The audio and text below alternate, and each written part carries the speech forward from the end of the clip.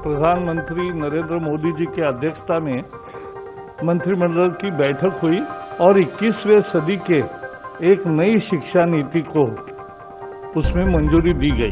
केंद्र की ओर से बड़ी खुशखबरी यह आ रही है कि आज मंत्रिमंडल ने नई शिक्षा नीति 2020 को मंजूरी दे दी है। इस नई शिक्षा नीति में छात्रों के लिए बहुत सारे विकल्प भी खोले गए हैं। अगर उच्च शिक्षा की बात करें तो उसमें मल्टीपल एंट्री के साथ साथ मल्टीपल एग्जिट भी दिए गए हैं। मल्टीपल एंट्री का मतलब यह है कि छात्र अगर पढ़ाई छोड़ता है और दोबारा से पढ़ाई शुरू करना चाहता है तो उसके क्रेडिट सिस्टम उसमें जुड़ पाएंगे। इसमें खास बात यह है कि 3 ईयर डिग्री कोर्स के साथ साथ 4 ईयर डिग्री कोर्स को इसमें ऐड किया गया है। जो छात्र अगर पहले साल की पढ़ाई करके फिर छोड़ देता है पढ़ाई तो उसको 1 साल की पढ़ाई के एवज में सर्टिफिकेट दिया जाएगा।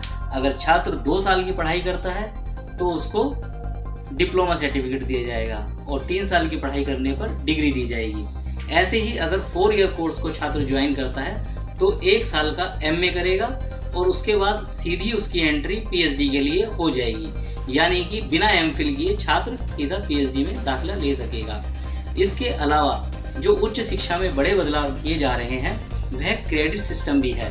क्रेडिट सिस्टम से मतलब यह है कि छात्र के जो पढ़ाई जैसे जैसे करेगा वैसे ही क्रेडिट जो है वह डिजी लॉकर में सेव होते रहेंगे। यानी जिस तरह हम अपना पैसा बैंक लॉकर में जमा कराते हैं वैसे ही छात्र के क्रेडिट डिजिटल लॉकर में ऐड होते रहेंगे और जब वो पढ़ाई छोड़ता है और दोबारा से पढ़ाई शुरू करता है तो उसके क्रेडिट वहाँ ऐड हो जाएंगे, यानी उसको दोबारा से नया डिग्री कोर्स में एडमिशन नहीं लेना पड़ेगा। उदाहरण के तौर पर अगर कोई छात्र प्रथम वर्ष में दाखिला लेता है और द्वितीय वर्ष में अपनी पढ़ाई छोड़ देता है तो अगर वो 2 साल बाद अपनी पढ़ाई शुरू करेगा तो उसका दाखिला फिर दोबारा वहीं से होगा जहाँ से उसने पढ़ाई छोड़ी थी, ना कि उसे दोबारा से फर्स्ट ईयर में एडमिशन लेकर अपनी पढ़ाई शुरू करनी होगी। आगे जहाँ तक हम स्कूली शिक्षा की बात करें तो स्कूली शिक्षा के अंदर बड़ा परिवर्तन यह है कि अभी तक 10+2 का मॉडल पूरे देश में लागू था।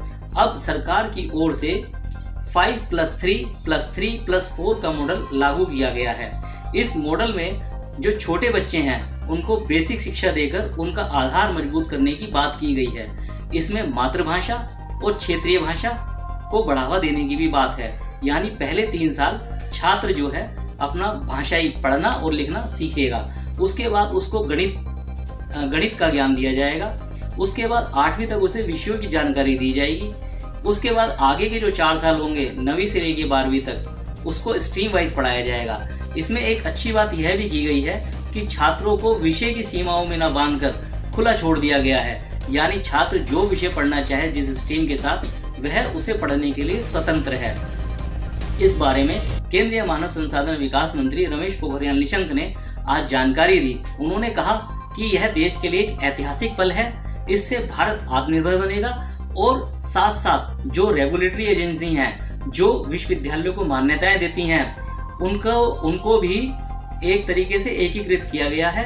अब जो AICTE होती थी और UGC होती थी उसके जगह higher education commission of India यह काम करेगा और एक हेपा बॉडी होगी जो इनको सबको फंडिंग करेगी। और जो एक इंस्पेक्टर राज होता था, मान्यता देने से पहले लोग विजिट पर जाते थे, वह सब खत्म हो जाएगा और जो इंस्टीट्यूट हैं वो अपने आप सेल्फ डिक्लेरेशन देंगे रजिस्ट्रेशन के लिए, जिसके आधार पर उनको मान्यता मिलेगी। इसके अलावा जो बोर्ड एग्जाम अब तक होते आए हैं उनके पैटर्न में भी बड़ा बदलाव किया गया है।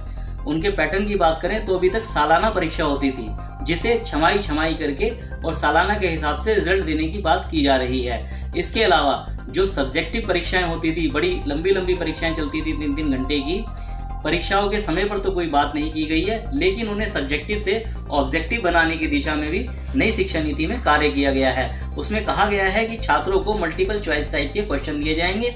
छात्र लंबे जवाब न लिख करके एक शब्द का जवाब देंगे जिससे उनका आकलन हो सकेगा। इसके पीछे यह भी तर्क दिया जा रहा है कि हमें छात्रों को रट्टू तोता नहीं बनाना, उनके ज्ञान का आकलन करना है। जितनी भी बड़ी परीक्षाएं होती हैं, चाहे वो UPSC की हो, चाहे NET की हो, चाहे वो JEE की हो, इंजीनियरिंग की एडमिशन की सभी परीक्षाएं या नौकरी की जितनी भी प्रतियोगी परीक्षाएं होती हैं, सब में ऑब्जेक्टिव टाइप परीक्षाएं खुद आयोजित की जाती हैं। ऐसे ही छात्रों का आकलन ऑब्जेक्टिव टाइप के प्रश्नों के आधार पर किया जाएगा। यह नई शिक्षा नीति का फिलहाल अभी यही मसौदा है। इसमें फिलहाल सरकार ने अभी और जानकारी देने की आगे बात कही है।